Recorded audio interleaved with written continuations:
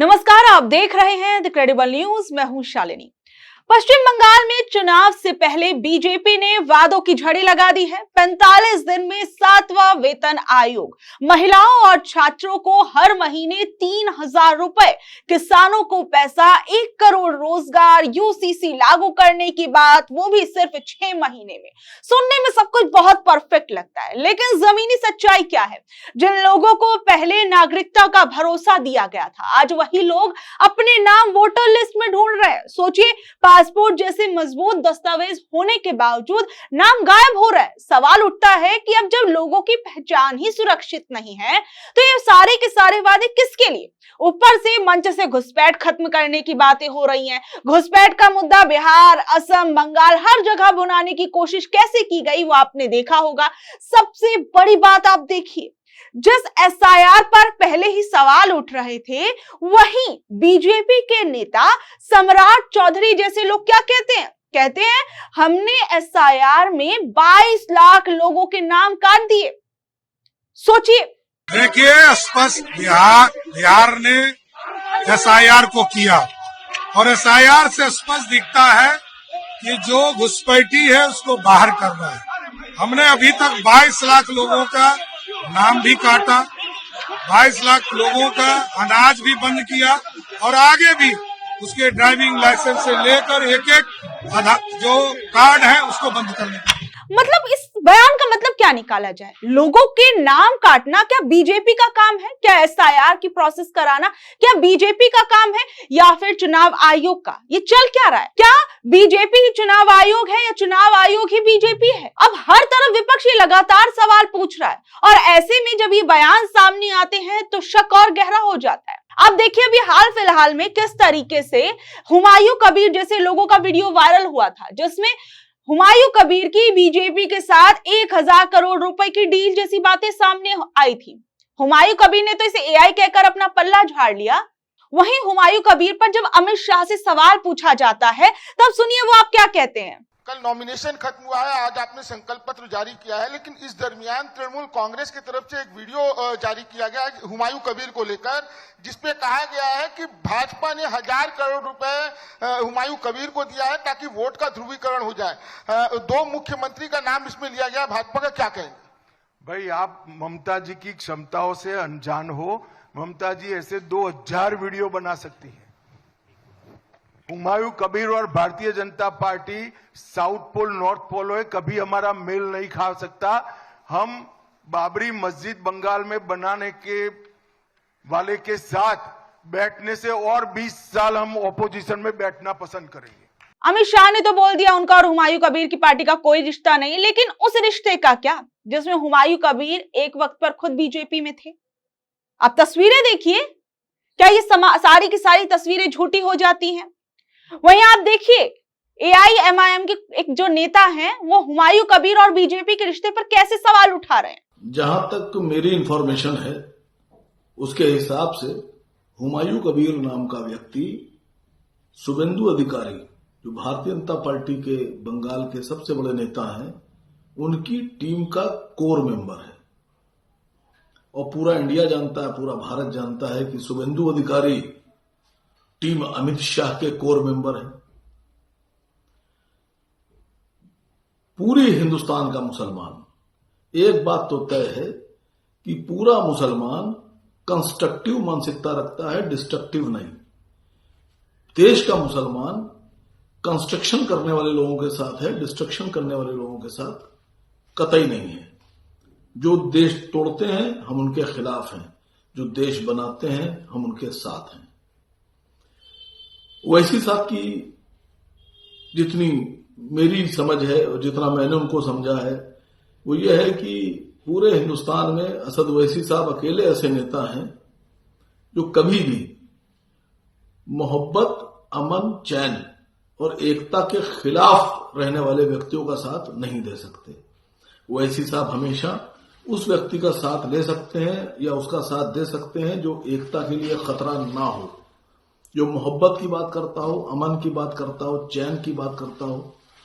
ऐसे व्यक्ति जो देश में मोहब्बत के लिए खतरा हो, मोहब्बत में दरार डालते हो, एकता के लिए खतरा हो, एकता भंग करते हो, अमन चैन खत्म करते हो, डिस्ट्रक्शन की पॉलिटिक्स करते हो, ऐसे लोगों के साथ असद ओवैसी साहब कतई नहीं जाएंगे। और बंगाल का मुसलमान जानता है कि हुमायूं कबीर किसके इशारे पर कितना काम कर रहे हैं और क्यों कर रहे हैं। देखिए, जहां एक तरफ बंगाल चुनाव से पहले ये आरोप प्रत्यारोप लग रहे हैं, एसआईआर, वोटर लिस्ट, ये तमाम तरह की बातें हो रही हैं, वहीं दूसरी ओर आप देखिए इस वक्त बीजेपी के लिए कितनी मुश्किलें बढ़ी हुई हैं। पश्चिम बंगाल की राजनीति में इस वक्त एक बड़ा उबाल देखने को मिल रहा है और इस बार केंद्र के अंदर मतुआ समुदाय है। वही मतुआ समुदाय जिसे सालों तक नागरिकता का भरोसा दिया गया, जिसे चुनावी मंचों से सम्मान और अधिकार का वादा दिया गया, लेकिन आज वही लोग लाइन में खड़े हैं अपने अस्तित्व को साबित करने के लिए।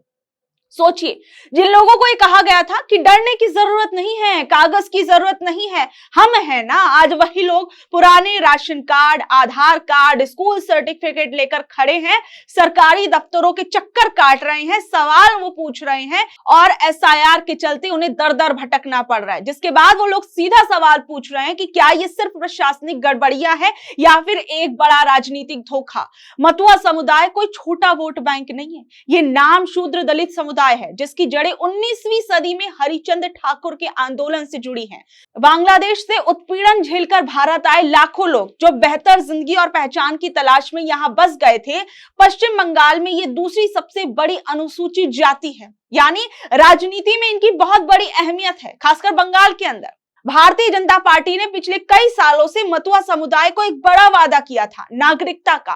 सीएए यानी नागरिकता संशोधन कानून को इसी वादे के साथ पेश भी किया गया था। कहा गया था कि हिंदू शरणार्थियों को कोई डरने की जरूरत नहीं है। मतुआ समाज ने बीजेपी पर भरोसा भी किया था और इसका असर चुनावों में भी देखने को मिला था। और 2021 के विधानसभा चुनाव में बीजेपी को जो 77 सीटें मिली थी, उनमें से आधे से ज्यादा सीटें उन इलाकों से थी जहां मतुआ वोट बैंक निर्णायक था।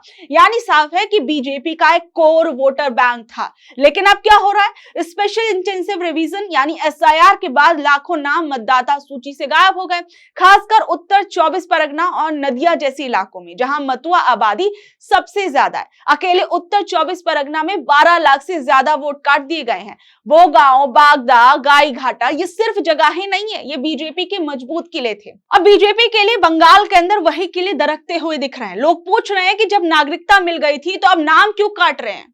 अगर हम नागरिक हैं तो फिर हमें साबित क्यों करना पड़ रहा है? और ये सिर्फ टेक्निकल गलती नहीं है, ये भरोसे का संकट है बीजेपी के लिए। बीजेपी अब बंगाल के अंदर डैमेज कंट्रोल करने में लगी है। उनके नेता आश्वासन दे रहे हैं कोई भी हिंदू शरणार्थी देश से बाहर नहीं जाएगा, फॉर्म भरवाए जाएंगे, अपील फाइल हो रही है, लेकिन जमीनी सच्चाई कुछ और है। लोग भरोसा खो रहे हैं क्योंकि वादा सालों पुराना है और समस्या आज भी वैसी ही खड़ी है।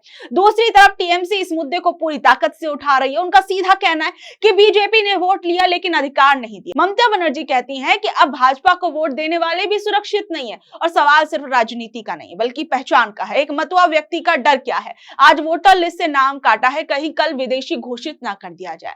और ये डर भी बेवजह नहीं है। जब सिस्टम बार बार आपसे आपकी पहचान मांगता है तो भरोसा अपने आप खत्म हो जाता है। गांव में माहौल बदल रहा है। बागदा के एक गांव में 50 परिवारों ने बीजेपी छोड़कर तृणमूल ज्वाइन कर ली। उनका कहना था हमने समाधान के लिए वोट दिया था, समस्या बढ़ाने के लिए नहीं दिया था। मतुआ समाज ने सालों तक इंतजार किया, उन्होंने भरोसा किया, लेकिन अब वही लोग कह रहे हैं कि हमें वादे नहीं अधिकार चाहिए। और यही इस पूरे मुद्दे का सबसे बड़ा सार है। और सुप्रीम कोर्ट में भी मामला है, वहां पर भी अब देखा जाएगा कि वहां क्या कुछ होते, क्या इन लोगों को कोई राहत मिलती है। क्योंकि देखिए, मतुआ समुदाय आज भी उसी सवाल का जवाब मांग रहा है। 2026 का चुनाव शायद उसी जवाब पर तय होगा। पश्चिम बंगाल विधानसभा चुनावों को लेकर प्रचार अपने चरम पर है। मुख्यमंत्री ममता बनर्जी ने शुक्रवार को बीजेपी पर जोरदार हमला बोला। ममता ने बीजेपी की तुलना सांप से कर दी और कहा कि सांप पर भरोसा किया जा सकता है लेकिन बीजेपी पर नहीं। इस दौरान ममता बनर्जी ने यह भी दावा किया कि बीजेपी असम के लोगों के वोट के दम पर अपनी जीत को लेकर आश्वस्त नहीं थी, इसलिए वो वहां के चुनाव के लिए बाहर से लोगों को लेकर आई थी। ममता बनर्जी ने पश्चिम बंगाल में 2 चरणों में होने जा रहे विधानसभा चुनावों से पहले बीजेपी के ऊपर बहुत सारे आरोप लगाए हैं। और यहीं पर आप देख सकते हैं कि आरोप प्रत्यारोप का दौर इस वक्त पश्चिम बंगाल में जारी है।